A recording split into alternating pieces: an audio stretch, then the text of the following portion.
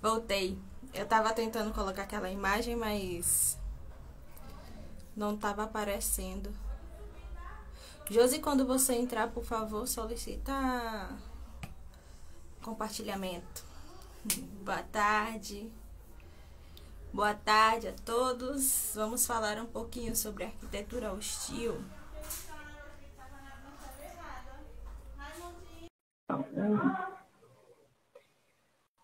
Olá.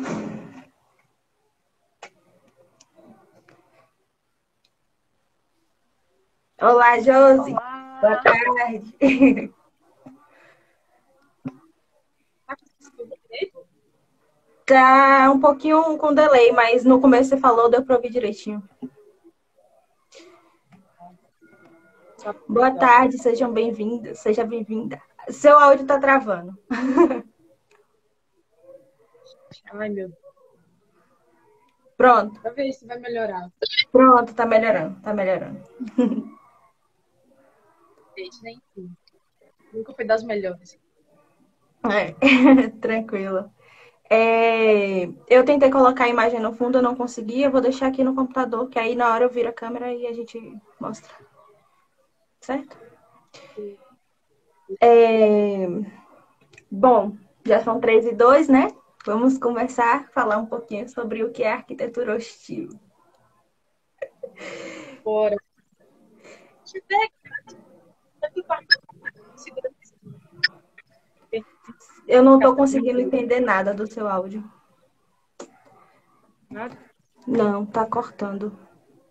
Tenta sair e voltar, tá? Boa tarde, Natan. Seja bem-vindo. Vamos só tentar colocar a Josi de novo, porque deu um probleminha no áudio dela.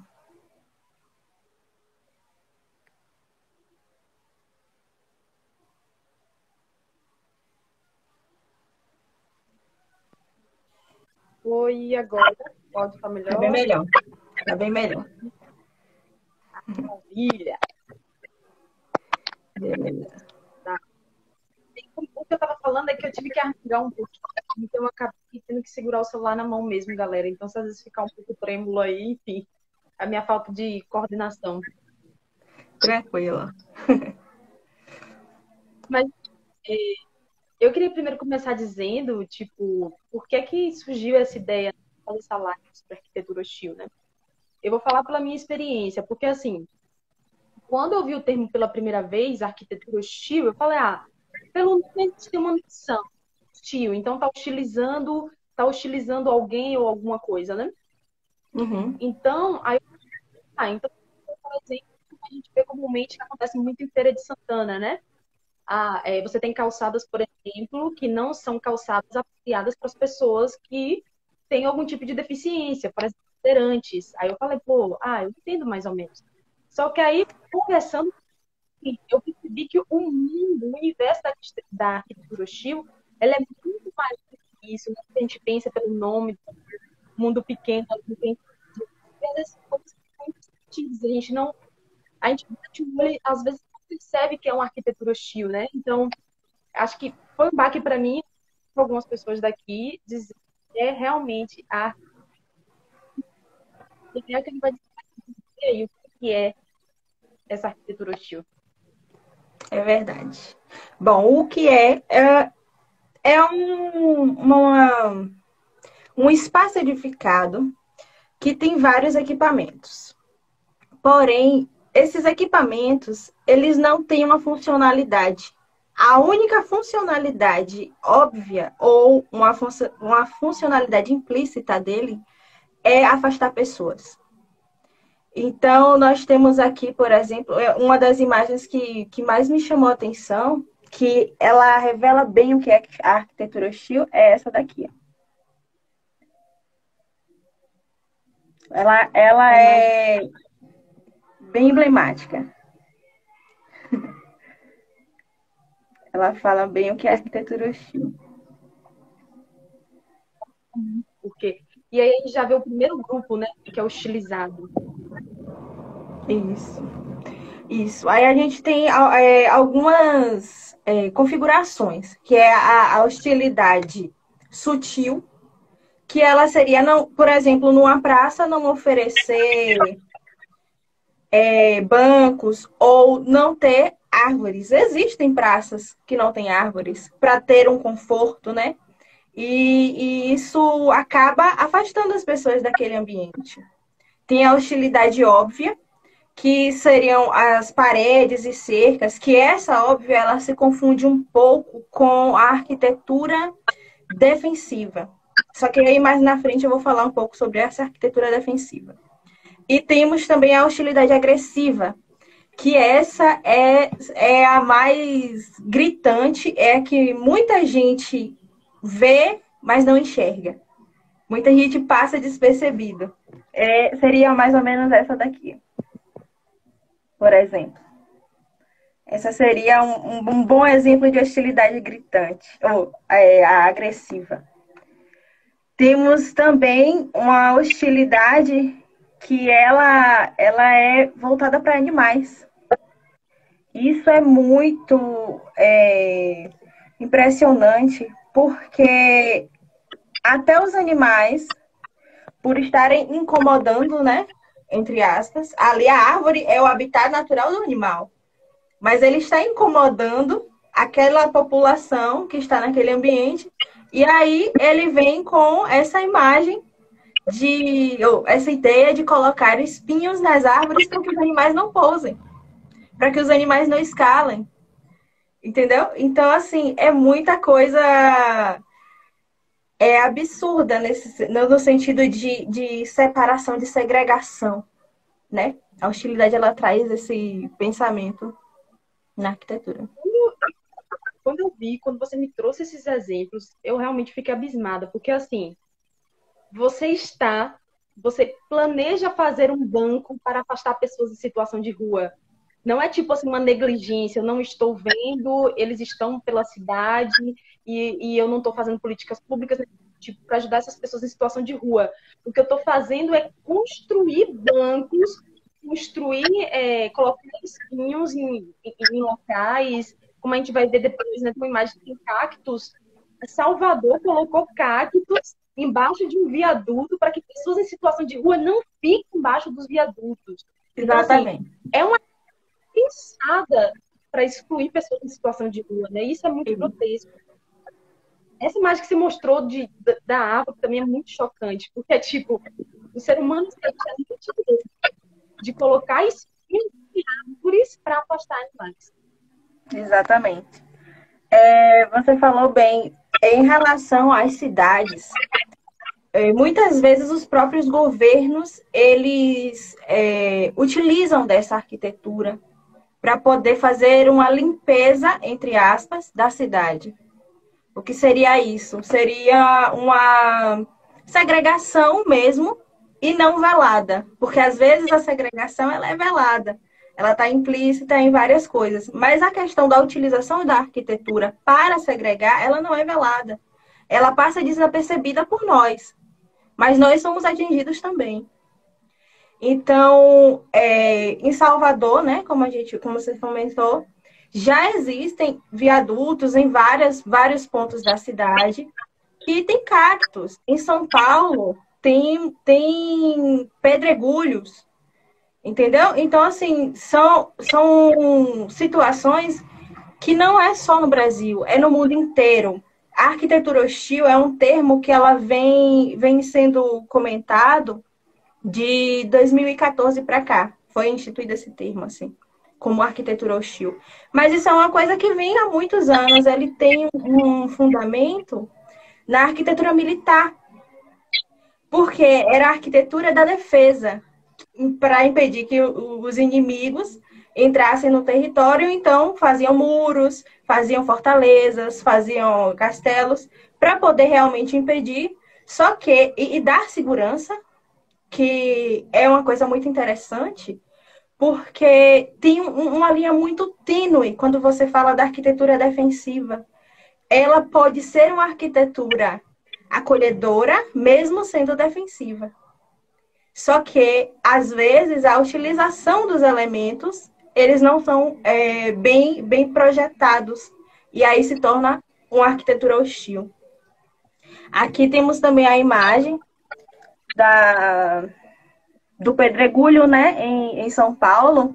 E esse senhorzinho é o padre Júlio Lancelotti. Ele é, aqui no Brasil, uma das pessoas mais importantes quando você fala sobre arquitetura hostil. Ele é muito ativista nesse ramo. É tanto que foi instituída uma lei 488 em 2021, que é a lei que proíbe a hostilidade na arquitetura. Eu achei muito interessante isso, porque isso foi instituído depois que ele tomou a atitude de quebrar esses pedregulhos. Porque se a sociedade não disponibiliza um lugar para que as pessoas em situação de rua usufruam, mesmo que de maneira precária, e o pouco que tem ainda impossibilita, sabe? Essa atitude dele é muito interessante. Então, realmente, essa lei, ela tem esse caráter, né, de dar o livre trânsito à população. E o livre trânsito à população não é só a população das pessoas em situação de rua. Hoje, no Brasil, segundo o IPEA, a última pesquisa feita por eles foi em março de 2020, já tínhamos 220 mil pessoas em situação de rua. Então, é um número alarmante. A gente está vivendo um momento muito complicado, que é o momento da pandemia. E isso tem trazido uma consequência muito pior, que a gente não consegue enxergar. Porque muitas famílias estão indo morar na rua por conta da pandemia. Então, é uma coisa assim de se questionar. O que é realmente que eu posso fazer para que isso melhore? Eu digo que eu posso fazer enquanto estudante de arquitetura e enquanto futuro profissional que vai estar pensando na cidade, por exemplo. Então, assim, Sim. essa live é também uma das formas de trazer esse assunto para a sociedade. Porque nós, como arquitetos, no meu caso, como futura arquiteta, nós temos o papel social de trazer esses tipos de discussões para as pessoas. Nossa, eu acho bem interessante o que você falou também, né? Da questão da arquitetura defensiva e de quantas pessoas estão cegas em relação à arquitetura hostil. Por quê? A partir do momento que a sociedade não reflete, né? Que o importante para as pessoas em situação de rua, né? O importante para você não ter essa política de afastamento também de animais e tal, né? Vem da questão de você ter políticas públicas e de você mudar para uma sociedade mais de empatia, né? E não só focada plenamente no consumo. Então, as pessoas veem essa questão da arquitetura, elas às vezes pensam como defensiva, né? Sim. Erroneamente, às vezes, elas pensam como defensiva. Por exemplo, eu estou criando um banco aqui que pessoas em situação de rua não vão poder dormir. Eu estou colocando pedregulhos, estou colocando cactos embaixo de viadutos para que eles não estejam para a minha segurança. Então, as pessoas erroneamente, elas acabam favorecendo essa ideia, né? Uhum. Né? A gente tem até um comentário aqui do Gabriel. Esses esclarecimentos mudam a nossa forma de observar o nosso ambiente. Muito bom. Parabéns, meninas. Valeu. Valeu, Gabriel. Obrigada. É realmente a própria ignorância, porque muitas coisas que a Kelly trouxe para mim ia passar despercebido. A gente olha... eu estava comentando, né? Comentando com uma outra pessoa que olhou esses dois bancos e essas pessoas pensaram distanciamento social, né? E você separaria o meio do banco para separar as pessoas. Ou seja, não está nem na mentalidade das pessoas pensar que aquilo seria para afastar pessoas em situação de rua, né? Porque é tão aquém da nossa realidade que pensa sobre isso. É verdade. Percebido, né? E a questão da arquitetura hostil, ela não é só para quem não atinge só a pessoa em situação de rua. Quem nunca pegou um ônibus num ponto de ônibus que não tem cobertura ou que não tem um banco ou que não tem sequer um poste, porque tem uma imagem, que eu não encontrei essa imagem. Tem uma imagem que é muito emblemática também, que são várias pessoas numa fila sobre a sombra de um poste para esperar o ônibus. É muito complicado quando a gente pensa assim, nossa, nós também somos atingidos. Quem nunca pegou, quem nunca tomou uma topada na rua porque estava com a falta de manutenção. E imagine para a acessibilidade a falta de manutenção que é. Claro que a falta de manutenção, deixando bem claro, não é arquitetura hostil. A falta de manutenção é um outro problema, mas recai também sobre a arquitetura hostil, sabe?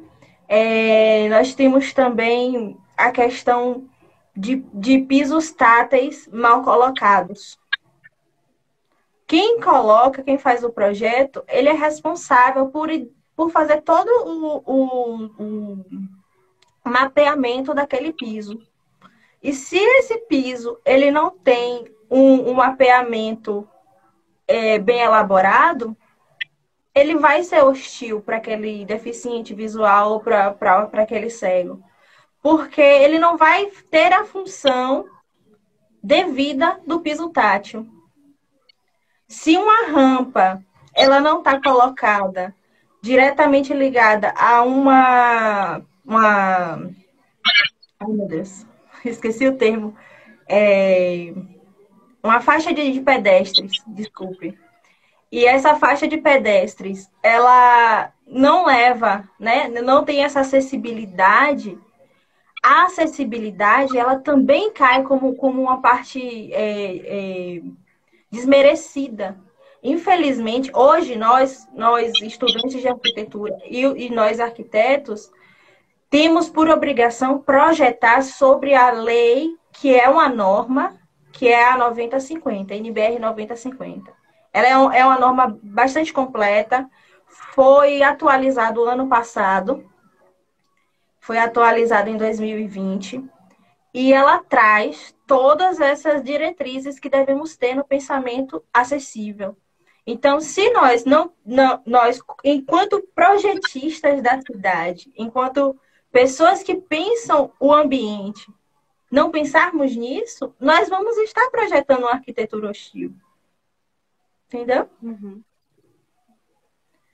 Tem uma outra coisa muito, muito importante também, que ela é já mais subjetiva, não menos importante, que é a empatia.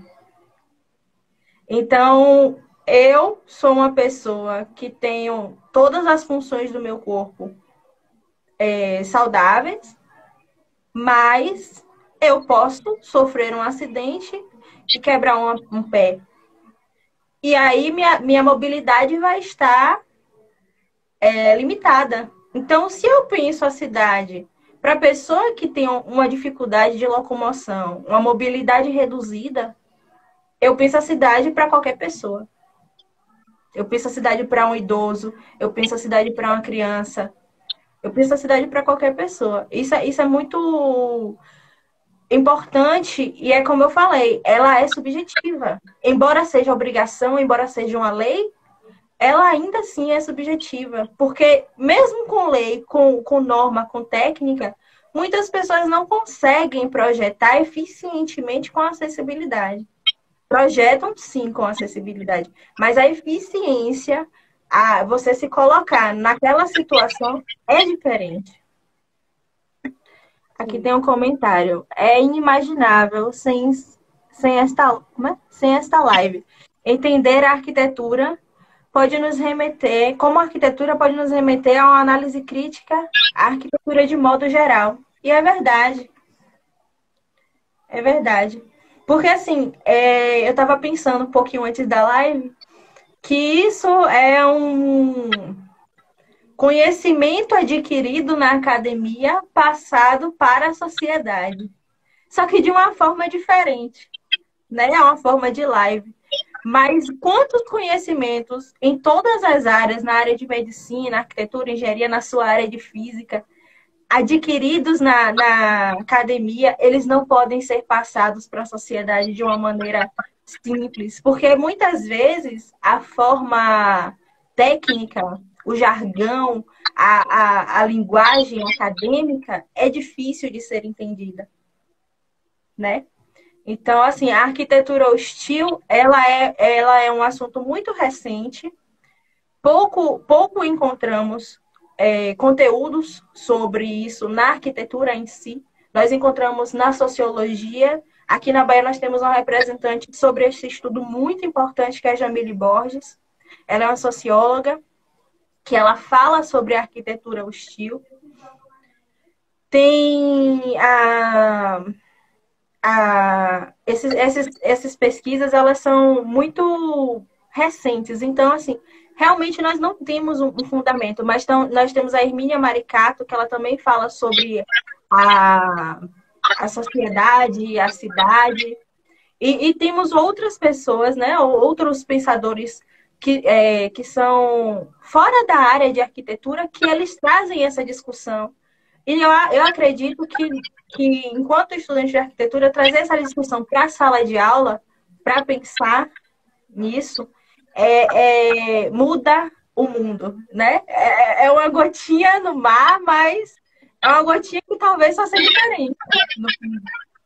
É importante, né? Porque deveria fazer mais parte da formação dos arquitetos, né? Justamente para quando, depois da formação, eles possam olhar ao redor e buscar fazer projetos com mais acessibilidade, né? E que sejam mais acolhedores. Exatamente. Eu falei um pouco. Pode falar. Desculpa. O interessante que você falou da questão da empatia. Fala um pouquinho mais devagar que tá cortando. Tá cortando. Agora? Tá. Oi? Agora? Tá. Você fala da questão da empatia, né? É porque tem uma outra coisa também que está a serviço, né? Da questão do consumo, que é: por que é que eu vou criar uma praça com acolhimento se as pessoas que têm poder aquisitivo podem estar em cafés, shoppings, supermercados, tudo consumindo em locais fechados, tranquilos? E a outra parte é: por que também tem que importar pessoas, por exemplo, em situação de rua, ou animais que não vão agir diretamente, não consomem, não fazem a sociedade girar. Não fazem a sociedade girar. Então, por que vai em acolher, né? Então, é um pensamento assim que a gente tem que ter em mente também, né, em relação a isso. Sim, exatamente. Aqui eu trouxe também uma outra imagem, que é a da arquitetura sutil. Isso é um banco, mas olha como ele é desconfortável. Ele não tem um recosto, ele não tem um sombreamento próximo, embora tenha árvores, né, no local. Tem aqui uma pessoa podando até, mas ele tem esse problema. Ele não é nem um pouco confortável. Aqui também, nessa imagem que eu trouxe no começo, temos uma divisória no meio justamente para a pessoa não deitar. Não só esse, existem vários modelos de banco que tem a divisória. Existem modelos de banco que eles não são retos. Existem modelos de banco que essa dimensão daqui, ela é mais estreita, justamente para que não seja confortável. Então, é complicado. Isso é chamado o design hostil. Isso é um outro patamar, mas que também faz parte, né, do pensamento da arquitetura hostil. E ele vem trazendo esse pensamento. Aqui eu vou mostrar agora a imagem de Salvador. Eu não lembro exatamente onde é essa região, mas aqui a gente tem os cactos. Ó. Imagine que até para qualquer pessoa que queira atravessar a rua, não digo nem para uma pessoa em situação de rua, queira dormir. Uma pessoa que queira atravessar a rua de um lado para o outro, como ela não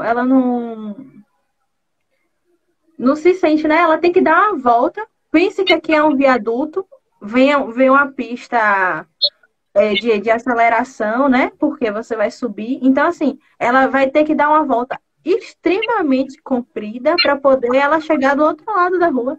Porque é que ela não consegue passar. Temos essa daqui também, que essa é bem densa. Isso aqui a gente encontra em Salvador, mas a gente não encontra arquitetura hostil só em Salvador. Aqui tem até uma pessoa tentando, né, se, se acomodar no quase impossível, né?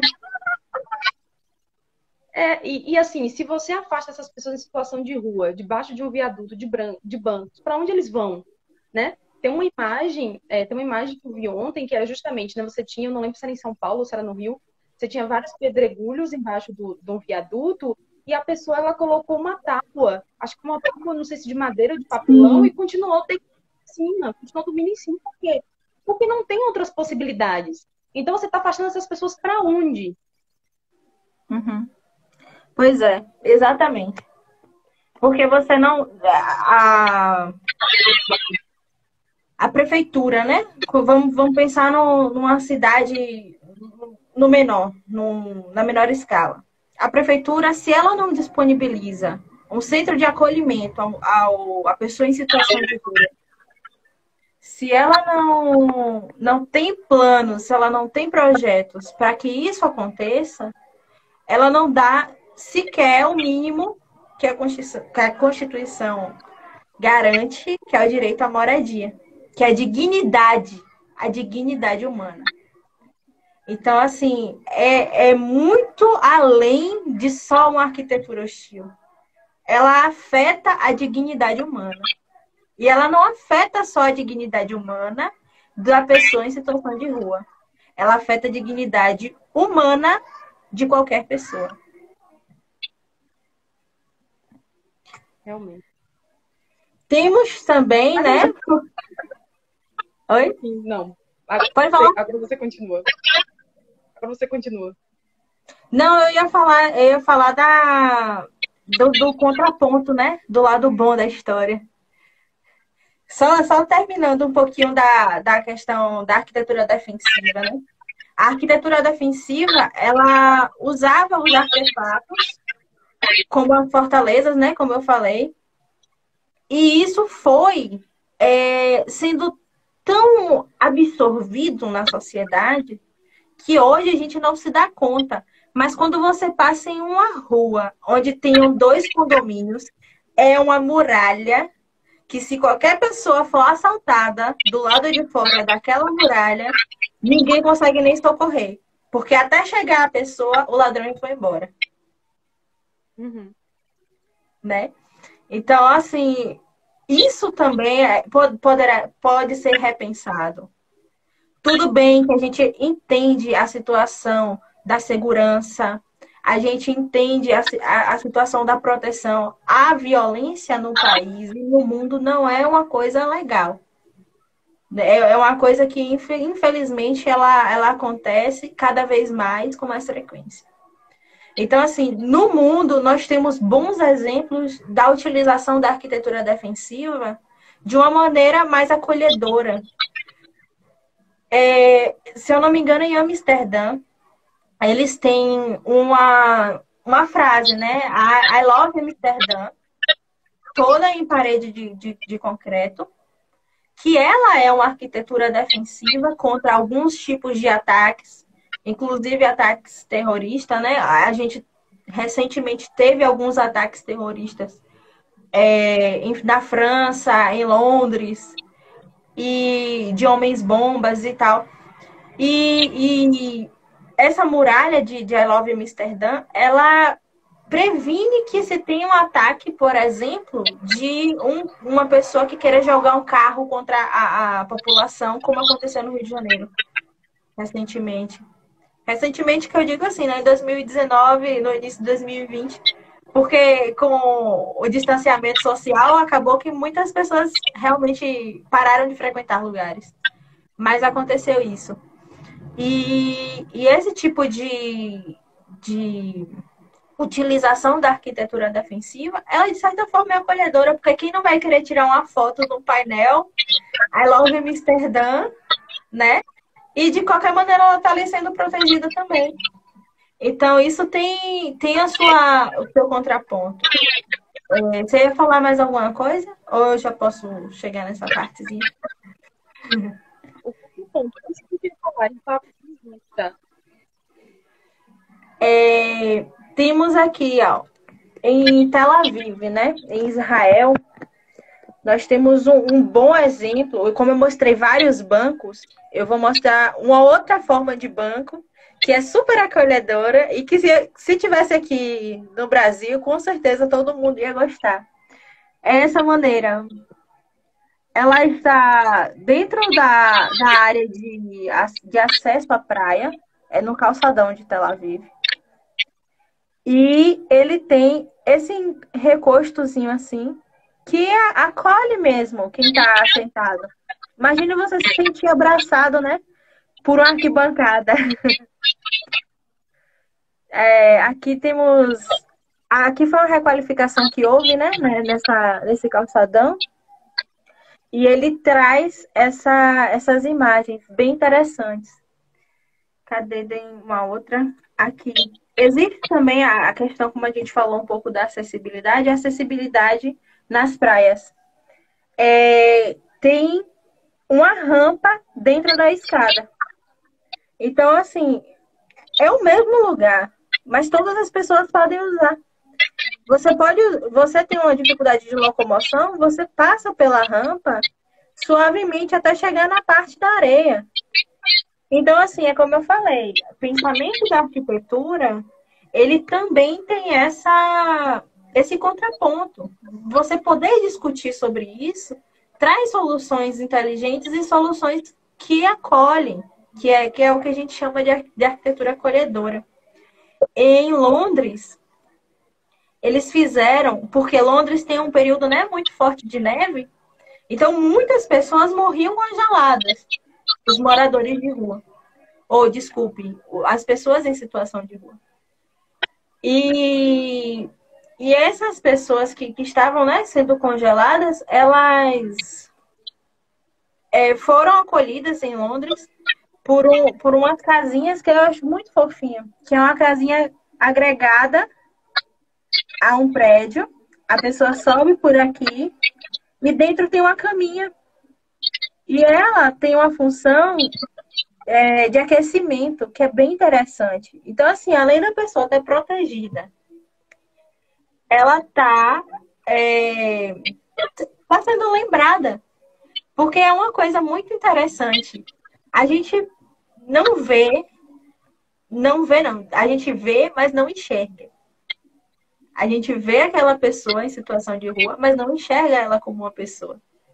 Muitas vezes, infelizmente, acontece esse tipo de reação, inclusive por mim. Às vezes a gente passa num lugar.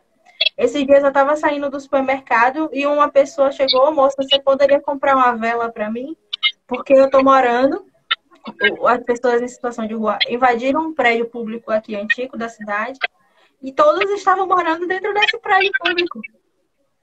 Por que a prefeitura não poderia pensar a utilização desse prédio público que está abandonado em um centro de acolhimento?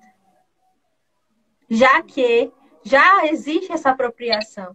Claro que a gente vai para uma outra seara, que é a parte jurídica, é uma coisa que já não cabe a nós, né? Mas é um pensamento que a gente pode trazer. É uma coisa muito importante que a gente pode discutir com a sociedade. Interessante esse projeto que você fez. Eu não estou te ouvindo. Tá um pouco devagar. Fala um pouquinho mais devagar, que não está acompanhando. Oi. Tá bom? Você está conseguindo me ouvir? Tá, tô. O que eu falei foi que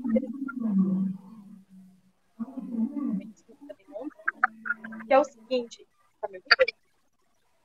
Bem pouquinho. Você tá cortando um pouco o áudio, mas pode falar.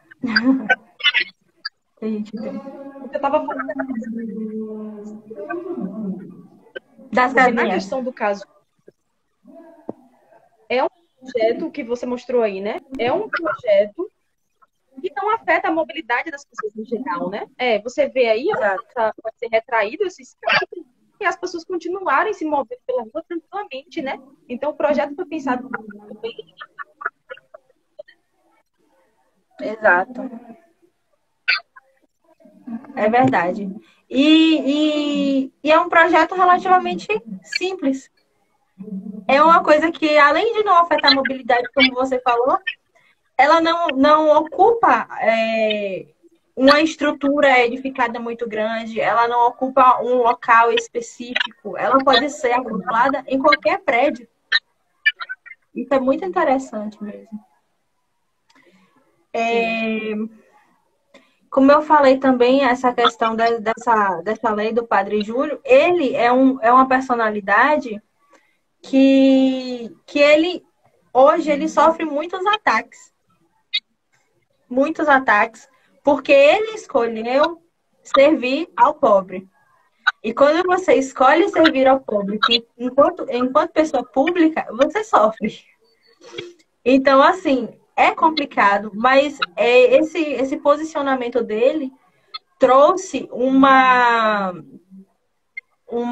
reflexão tão importante que teve uma reportagem no Fantástico sobre arquitetura hostil, que muitas pessoas não conheciam e não ouviam falar, e que no período em que estavam passando essa reportagem, uma das imagens que foi apresentada foi essa daqui, que é do Roger Ross, que foi a primeira que eu coloquei na live.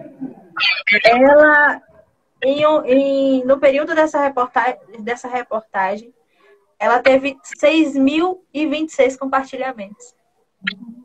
Então, você imagina o quanto isso não é importante, né, de ser falado, de ser dito.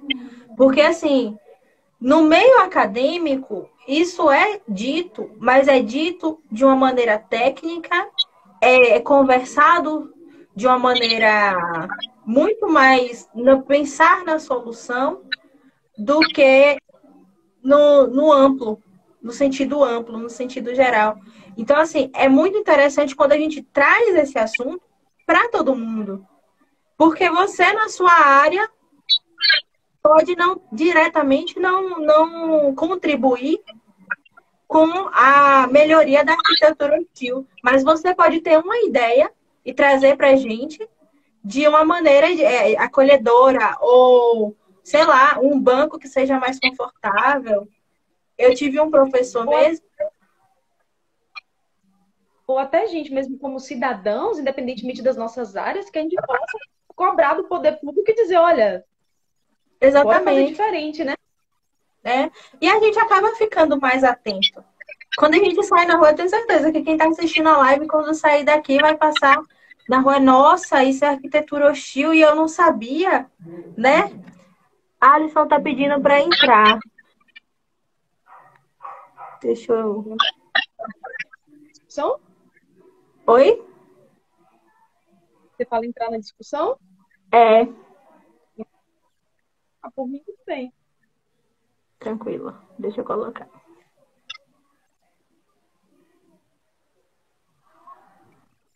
Olá, Alisson. Ah, tá. Às vezes acontece, né? Bom, deixa eu ver aqui. Igor tá comentando, desculpa, é porque eu não tô conseguindo enxergar o chat direitinho, mas Igor tá comentando aqui. Cadê Igor? Achei. O espaço urbano revela suas próprias contradições na paisagem. É verdade. É verdade. Aqui também tem, de Adriano, nossos governantes precisam rever a arquitetura das cidades, utilizar as leis e normativas utilizadas e também a empatia. Sim, e não só os governantes, nós, como o José falou, nós enquanto sociedade. Porque se chegou um projeto de lei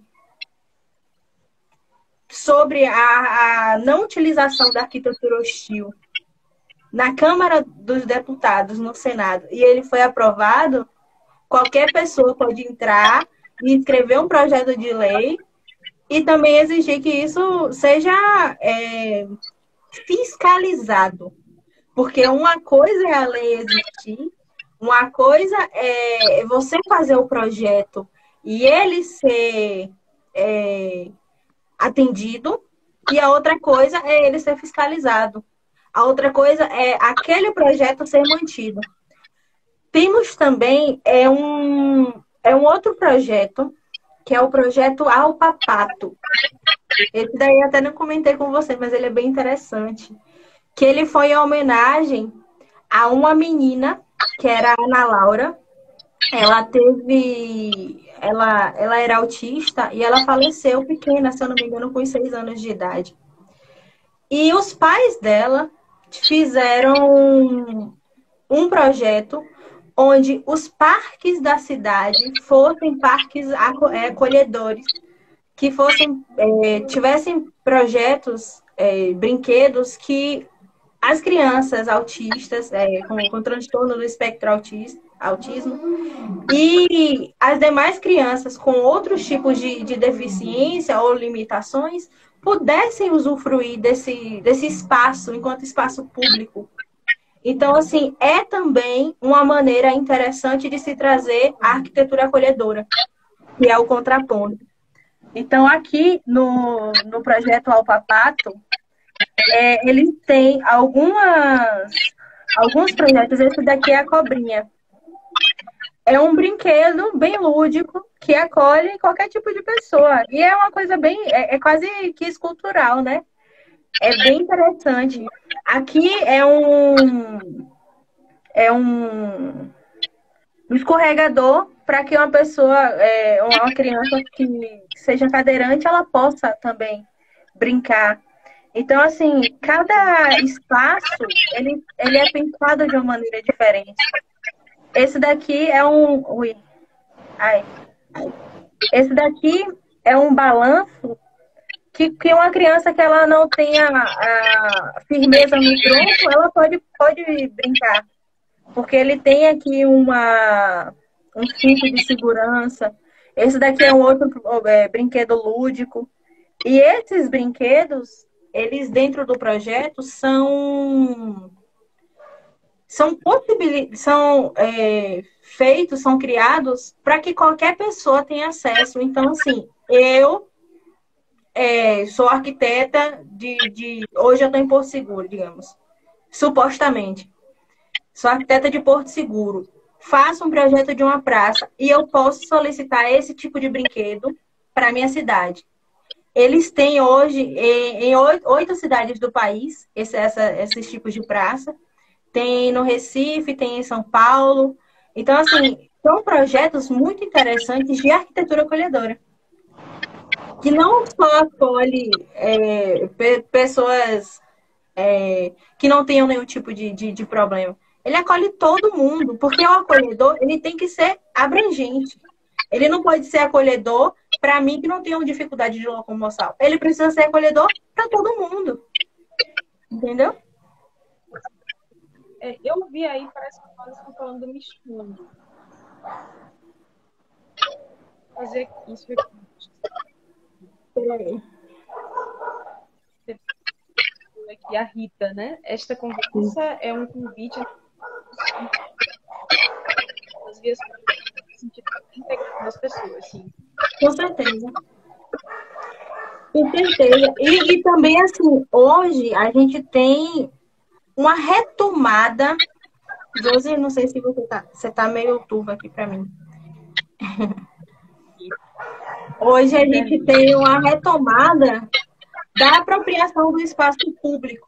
A gente ficou quase 2 anos aí, né, confinados. Hoje a gente, graças a Deus, já tem a vacina, né? Muita gente já tá vacinada. Galera, se vacina. Quem não vacinou vai tomar a segunda dose, quem não tomou, porque a gente precisa disso para poder viver melhor. E tem a questão, a reocupação dos espaços públicos. Como é que eles vão ser pensados? Nós vamos reocupar eles com o distanciamento social? Nós vamos reocupar eles com alguma outra forma de acolhimento? Porque imagine as milhões de pessoas que morreram. todas as pessoas, até hoje, não tem uma pessoa que eu não conheça que não tenha perdido alguém próximo nessa pandemia. Então, assim, o espaço ele tem que ser acolhedor, não só para as pessoas que tenham as dificuldades visuais. Quando eu digo dificuldades visuais, é uma dificuldade de locomoção, é uma falta de acessibilidade de algum lugar a outro. Mas também tem aquelas pessoas que sofreram psicologicamente, e são muitas, que sofrem psicologicamente, que precisam se sentir acolhidas nos espaços públicos. Entendeu? Então, se você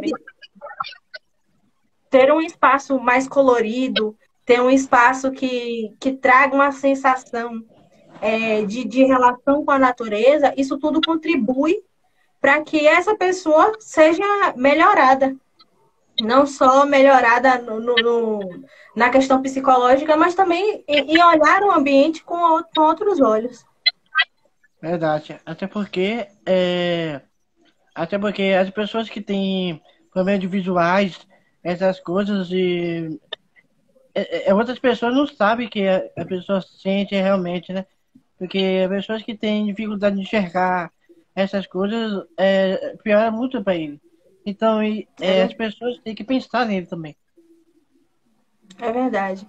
E é aquela coisa, recai na empatia. Você já pensou, você colocar uma venda, você que tem sua visão perfeita, colocar uma venda e sair andando pela cidade? Como não vai ser difícil para você? Eu não digo nem pela cidade, eu digo pela sua casa. Coloque uma venda e saia andando pela sua casa. É muito complicado. Você vai se bater em alguns móveis, você vai se machucar. E quando você tira essa venda, você vai ver que, poxa, eu me bati na quina da mesa, a mesa está ali o tempo todo. Então, a percepção espacial é uma coisa muito importante. Quando você traz essa empatia, você pensa essa percepção espacial de uma forma diferente. Mesmo cada pessoa com problemas visuais, tem gente que quer saber o que ele sente. Então, para isso, quando você falou, tem que colocar alguma coisa na frente dos olhos da gente, a gente vai saber realmente o que a pessoa sente. É verdade. Bom, eu acho que eu já falei, fiz uma explicação assim, né? Bem compacta do que é arquitetura hostil. Eu espero que vocês tenham gostado. Obrigada, Josi, pela ideia. Obrigada a todos pela participação. Se alguém quiser comentar mais alguma coisa. Pode ser eu, né? Pode falar. Então, eu gostei muito que... Bom, eu sugiro assim, então que o Alisson... É Alisson, né? Isso. Que o Alisson fale primeiro, depois você fecha os jogos, pode ser? Pode ser. Pronto, pode falar antes. Então, eu gostei muito do seu projeto, sabe? Eu também tenho também, né? Porque o teatro também é bom, né? Porque mostra que as pessoas, né, têm um sentimento pela arte, tem música também que é arte e cultura, mexe muito tempo, mexe muito. E também, né, na área física também, né? Que isso é importante para a vida das pessoas, principalmente o crescimento. Sim, é verdade.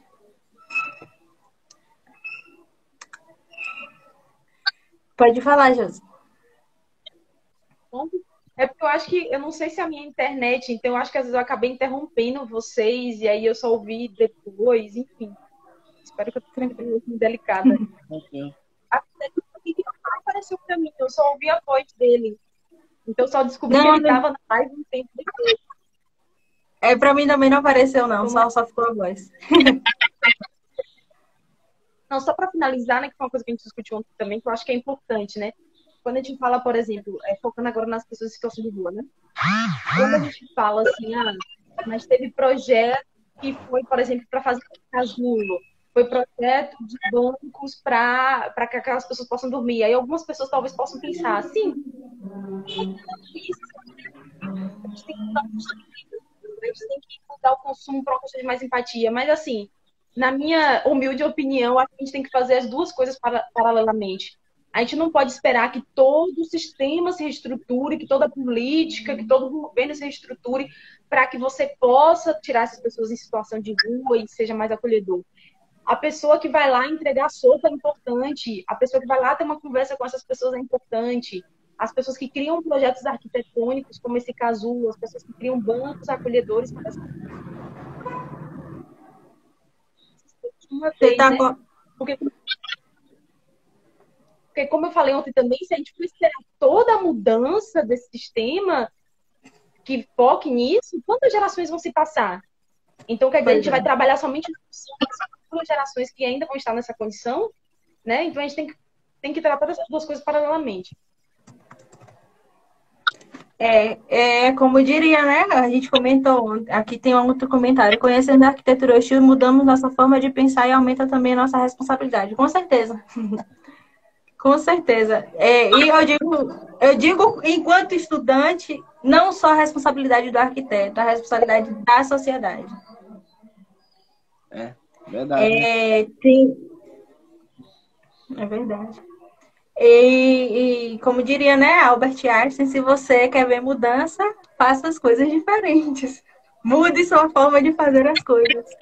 E é mais ou menos por aí. É pensar de uma maneira diferente, é conhecer coisas novas. Então, assim, a proposta dessa live é trazer esse assunto, né? De uma maneira bem sutil, bem pequena, ao tipo de ao diálogo com todo mundo e fazer realmente plantar a sementinha da boa esperança. É verdade, Sim, né? Porque, né, a gente tem que pensar nos outros também. Por exemplo, a sociedade tem muitas ruas buracadas e muita gente reclamando. Então, a maioria das pessoas se machuca nesse negócio, nesse buraco. E, por exemplo, aqui perto de casa, aqui na rua, tá fazendo uma construção, né? Fazendo uma construção, casa do buraco que apareceu. Casa do buraco apareceu muitas reclamações. Então, para melhorar, a sociedade tem que saber realmente o que está acontecendo para poder ajudar. É verdade. É verdade. A informação é um elemento de poder. Se você conhece, você pode ir e reivindicar. Se você não conhece, você não tem nem a capacidade de questionar o que é aquilo, né? É verdade. Então, isso é interessante. Se a gente não conhece, a gente não enxerga, né? O conhecimento ajuda a gente a enxergar, né? Por isso que o conhecimento que a Kelly trouxe aqui para vai ajudar a gente a enxergar de outra forma, né? A arquitetura, o nosso... É verdade. Quero Muito agradecer obrigada. E por ter vindo aqui trazer tanta informação rica e generosa pra gente. Obrigada mesmo. Obrigada também ao Felipe, obrigada a todos da live, que discutiu, que comentou, que tá aí só assistindo mesmo, mas tá refletindo sobre, né? É verdade. Muito obrigada a todos. Obrigada também ao Alisson, que participou, né? Espontaneamente. Foi muito interessante sua contribuição. Muito obrigada. Sejam todos bem-vindos. Oi? Eu tenho um projeto também, vários projetos também muito bons, né? Principalmente o negócio da vacina, né? Porque, pelo que eu sei, com minhas pesquisas sobre a vacina é uma ótima ideia, vacinar as pessoas, a população, que o governo seja responsável com as coisas que faz, né? Também esse aprendimento está sendo difícil, né? Porque milhares de gente mortos, né? Já apareceu muitos casos nos jornais. Então, para a pandemia acabar, tem que ter a vacina. Se ninguém não quer tomar vacina, então tem que sofrer, né? Porque senão a pessoa vai acabar morrendo. Mas o único jeito para poder prevenir a doença contra o vírus é tomando a vacina. Eu já tomei as 2 doses. Então, eu já estou vacinado. Aí é bom que as pessoas saberem, né, tomar vacina. Porque tem gente que não quer. É verdade. Obrigada a Volta pra todos. empatia. É verdade. É isso. A todos os que participaram. Obrigada, Josi. Obrigada, Alisson, mais uma vez. E em breve aí eu espero que a gente se veja, né? Com outras pautas interessantes. Muito obrigada. Beijo. Até mais. Deus, Ô, gente. gente, eu queria aproveitar esse momento. Vamos fazer uma foto para marcar vocês. Tá certo. Faz uma pose aí, Jô. Ah, um pose? Meu Deus. É mesmo.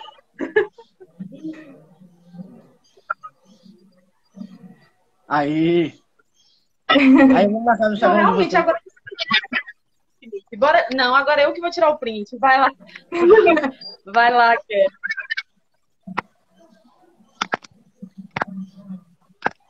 Ai, Pronto.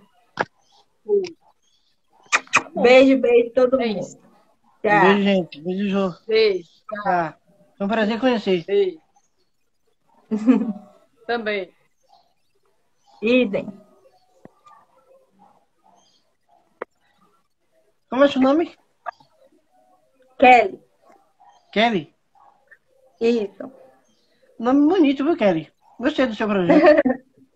Obrigada. Queria saber de Tchau, você. tchau. Oi, diga. Eu queria saber que você trabalha em quê? Eu, no momento, sou estudante, só estudo. Sou estudante de Só estuda, né? arquitetura e urbanismo. É. Então, como eu já concluí o ensino médio, eu queria incluir você no meu projeto. Muito obrigada. Você pode entrar em contato comigo no direct. Pronto, eu vou mandar a foto da gente aqui e te mando o nosso projeto. Tá certo. Viu? Obrigada. Tchau, obrigado. Tchau.